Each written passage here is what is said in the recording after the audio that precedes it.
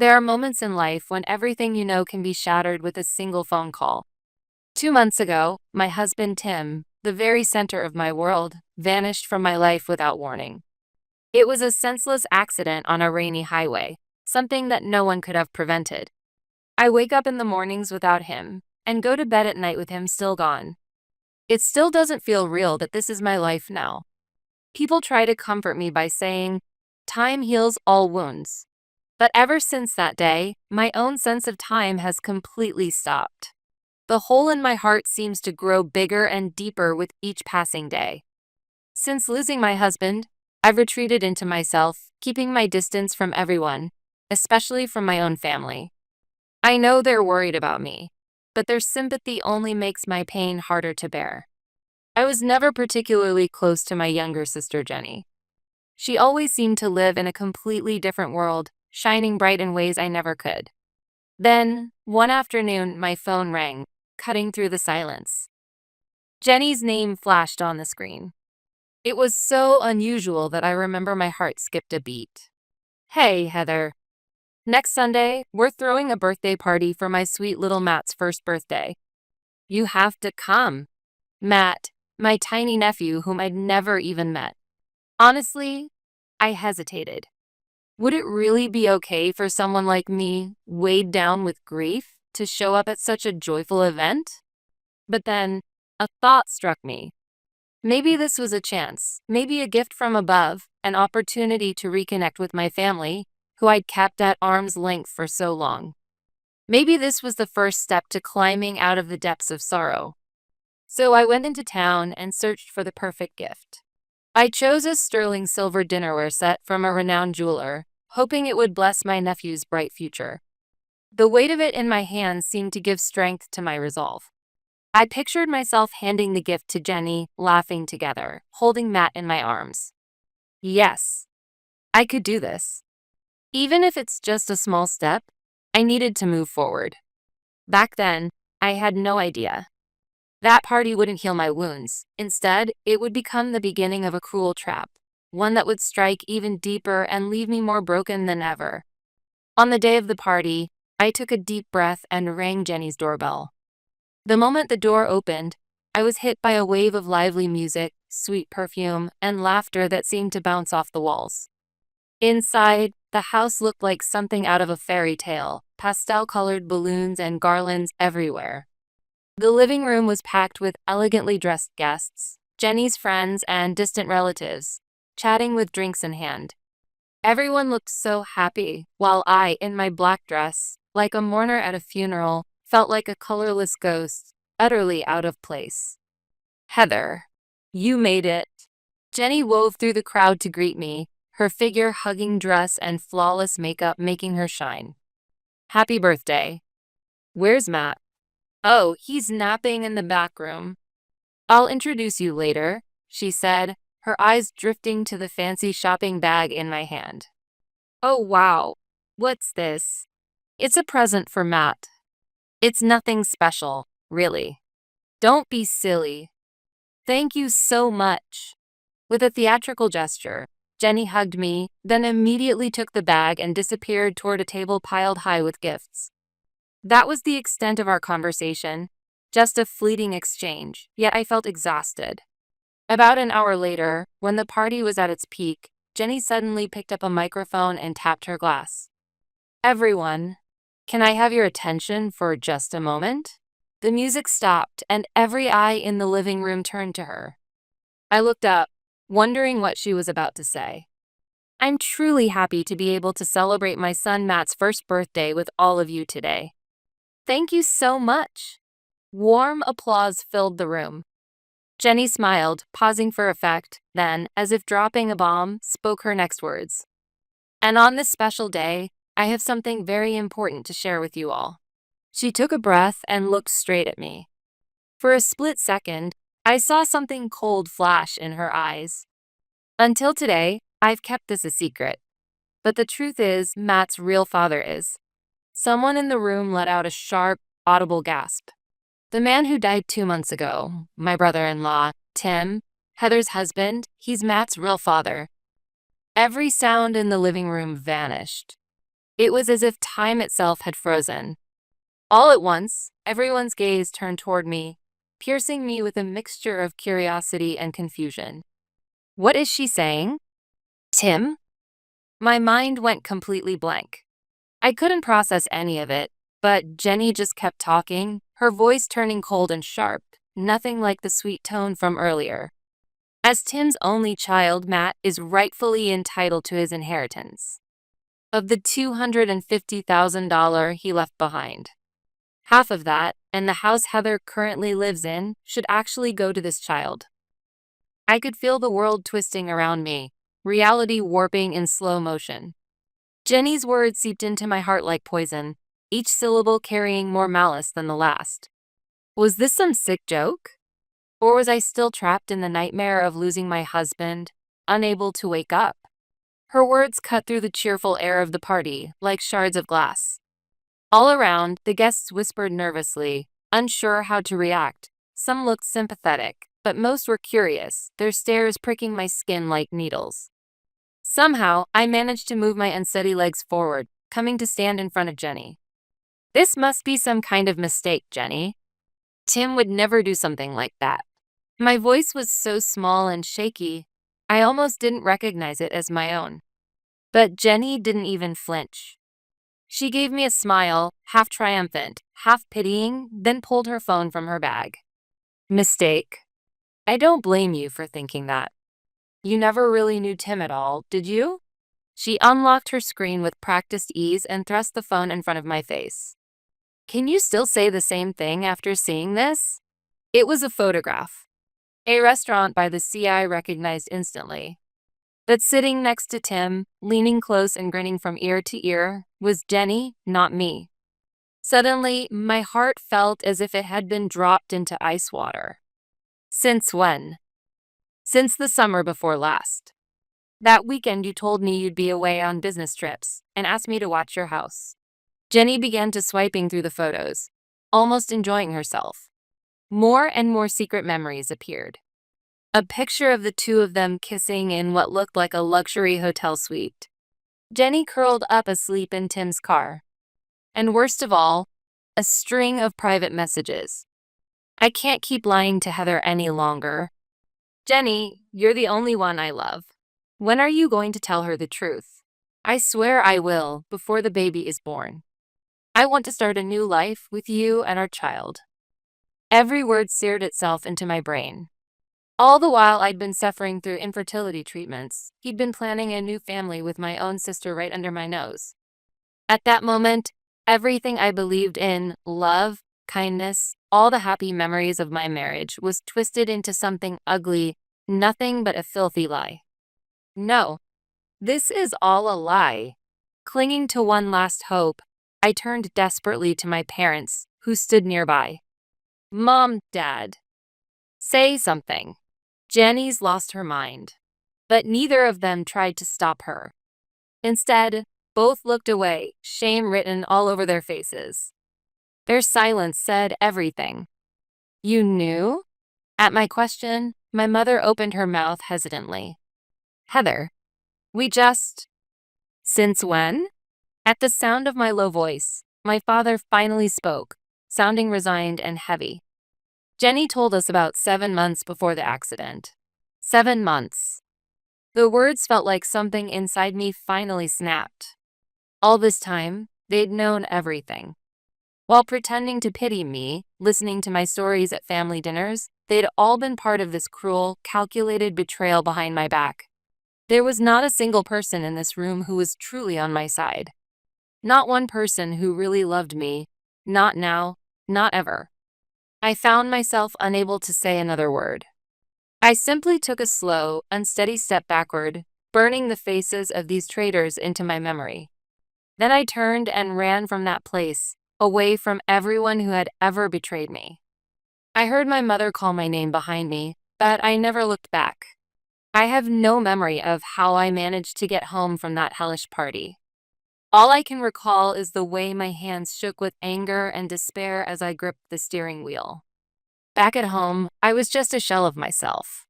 Photos of Tim and me laughing together, his favorite mug, the clothes still hanging in his closet. Every little relic of our happiness now felt like a cruel prop, mocking me in every corner of the house. I collapsed onto the sofa and stared at the ceiling for hours. No tears came. It felt as if grief itself had been blown away, so utterly overwhelmed by the shock of betrayal. Instead, I felt something cold and hard begin to take shape deep inside me. It was anger. A few days later, just as I expected, I received a thick envelope from Jenny. It was from a lawyer, official legal documents formally demanding a division of Tim's estate. Inside, a meticulously listed inventory of Tim's assets spelled out, in cold legal terms, that Matt was entitled to half of everything. My phone rang endlessly with calls and messages from my family. My father, pleading, "Heather, please, just let us explain." My mother, trying to justify, "Don't make a scene. Do it for the child." But their words meant nothing to me anymore. I blocked every single number. In my heart, I'd already cut all ties with them. There was no way I was going to give in and let them have their way with what Tim left behind. This wasn't about money anymore. This was about my dignity. I opened my contacts and searched for the name of someone I'd been introduced to by a college friend, a top attorney specializing in inheritance law. After a few rings, a calm male voice answered. "Kevin Smith, Law Offices. How can I help you?" With trembling lips, I began to speak. "My name is Heather. I'm about to be dragged into a legal battle over my husband's inheritance, against my own sister." Kevin listened to my scattered story all the way to the end without interrupting once. And when I finished, he said firmly, "Heather, I know this must be incredibly hard. But you're not alone. I promise, I will do everything in my power to protect you." The moment I heard those words, it was like a faint, warm light breaking through the ice around my heart. Yes, I will fight. Even if the whole world turns against me, I'll never give up on my own life. My counterattack had begun. But the first meeting with Kevin tested the limits of my resolve. Copies of all the evidence Jenny's side had gathered were spread out across the heavy conference table. "To be perfectly honest, the situation does not look good," Kevin said evenly. "The photos, the message logs, and most of all, the fact that your parents are backing Jenny's claim. With all this, there's a high chance the court will be sympathetic to Jenny and her son. I knew that already. But hearing it again from an expert made the truth hit even harder, weighing me down. Could I really win? Was this fight just a hopeless, desperate struggle? Doubt crept in like a black fog, slowly suffocating my confidence. That night, as I sat sunk deep into the sofa, staring at nothing, my phone buzzed softly. On the screen was Wynne, my mother-in-law. I'd told her about today's meeting. After the party, it was Wynne, not my own parents, who came running and wrapped me in her arms. Even when Tim was alive, she and I had been able to talk about anything, as if we were real mother and daughter. But now, I was almost afraid to feel her kindness, knowing I might disappoint her. After a few rings, I steeled myself and picked up, my voice barely a whisper. "Hello? Heather? It's me. Are you okay? I was worried about how your meeting went today." Her warm, caring voice on the other end was just the same as always. And in that moment, everything I'd been holding back threatened to overflow. "I'm sorry. The situation. It's as bad as it gets. The lawyer says the evidence Jenny prepared is just too strong. Even my own parents are backing her lies.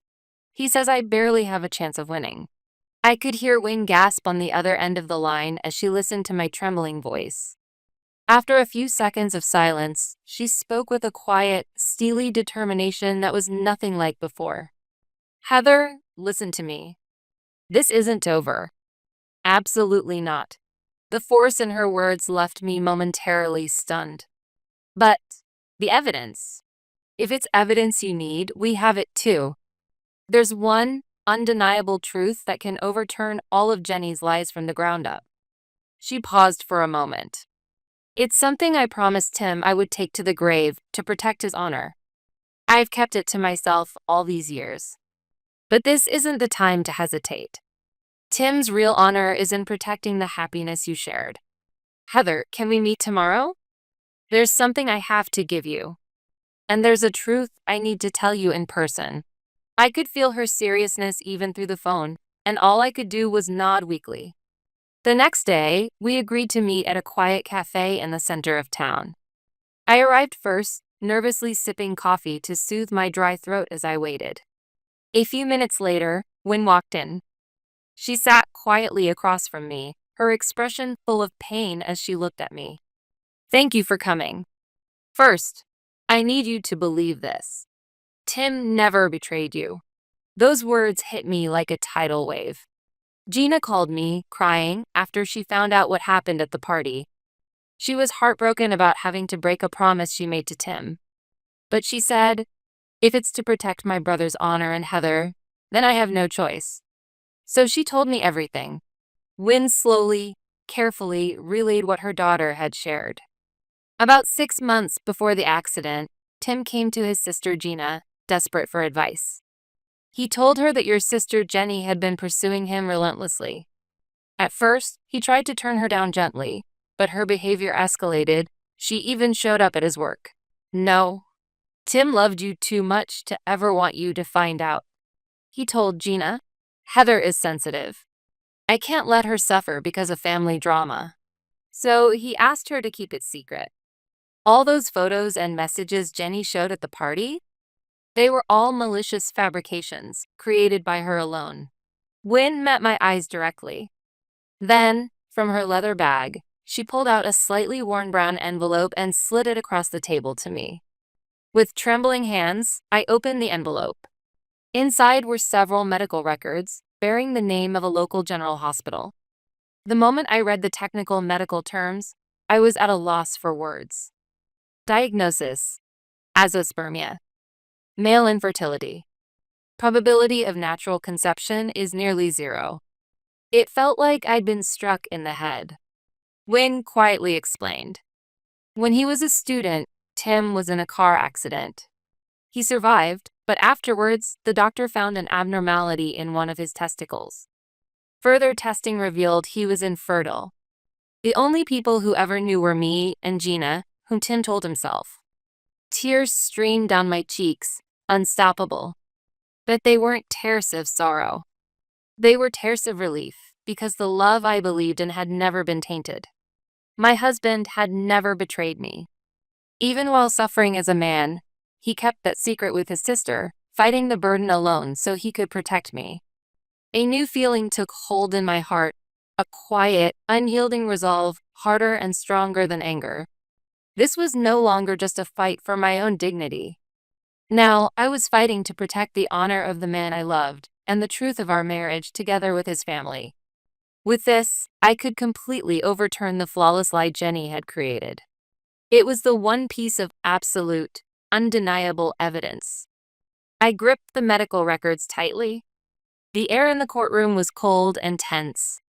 In the gallery, relatives from the party and curious onlookers whispered, their eyes boring into me.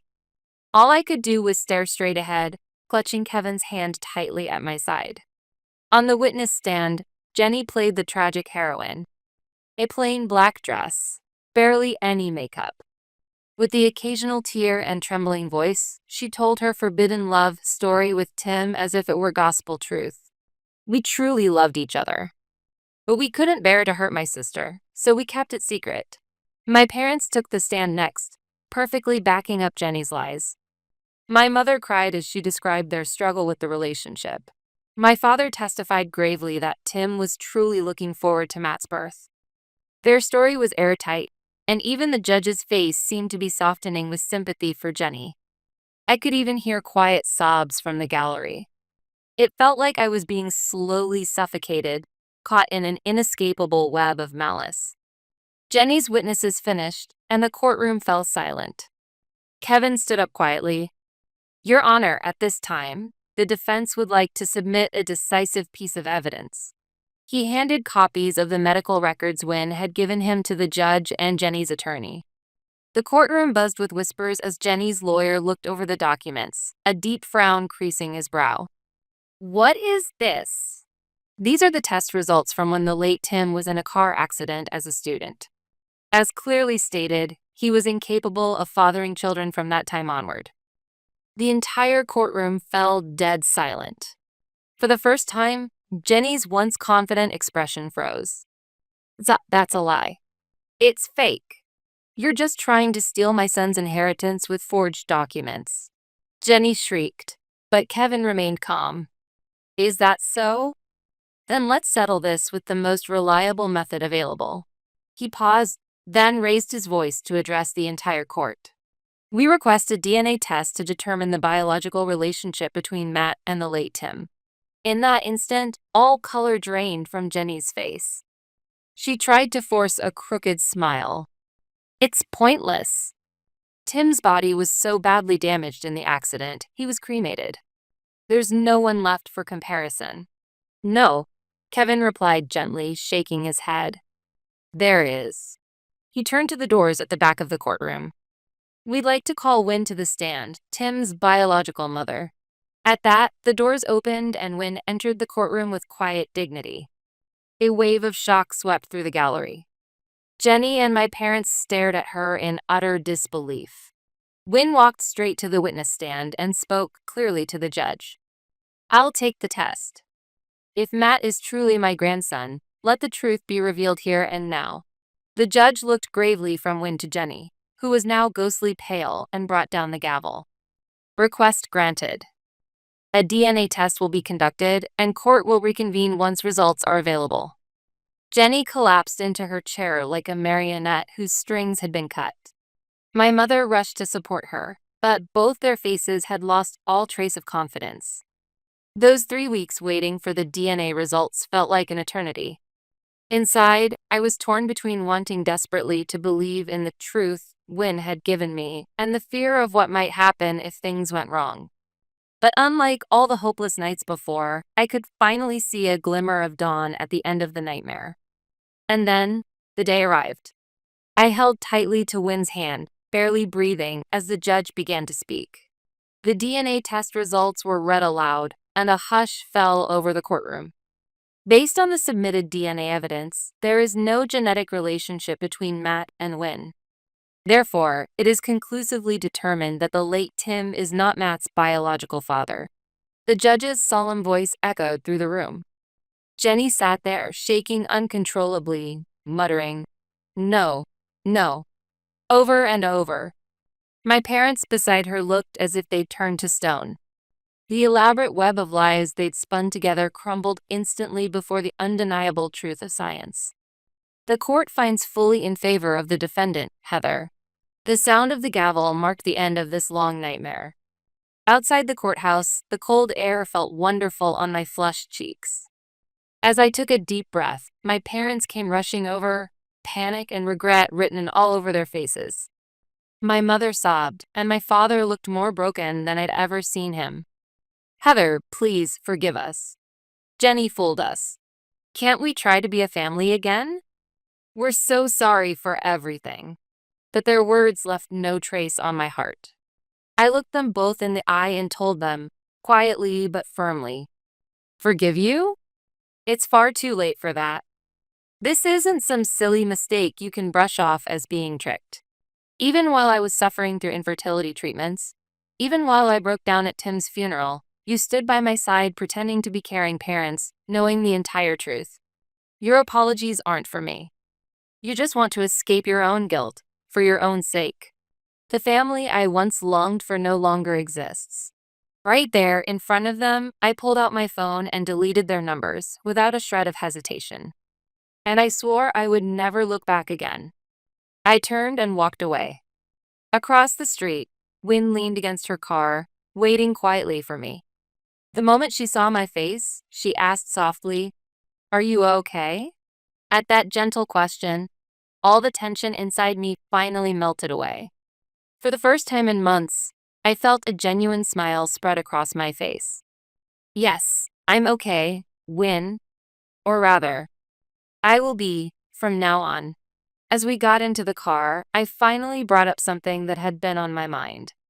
That apartment in the city that Tim left behind. There are too many painful memories for me there. I just can't live in it anymore. If it's not too much trouble, I'd like you to have it. Wynn's eyes widened in shock. Oh, Heather, I could never accept something like that. Please, take it. You helped me get my life back. This isn't just a thank you. It's the first gift I'm giving, by my own choice, to the new family I found. She was speechless, emotion glistening in her eyes. Gently, she reached out and squeezed my hand. Thank you. I've never had a daughter of my own. To think I'd finally gained such a wonderful one, right at the very end. Half a year has passed since then. I've returned to work and am pouring myself into an exciting new project. On weekends, Wynn and I meet for dinner or visit art museums together. The honest stories she shares about Tim's childhood somehow bring me peace. I've received several letters of apology from Jenny and my parents, but I throw them away without opening a single one. Sometimes I catch my reflection in the mirror and am surprised by the woman I see there. She's not the person I used to be. She's no longer the broken woman crushed by grief, nor the widow trembling with rage. Life really is strange. Just when I thought I'd lost my family forever, I found a new one in the most unexpected way. This wasn't the life I had planned. But maybe, just maybe, this is exactly where I was always meant to be.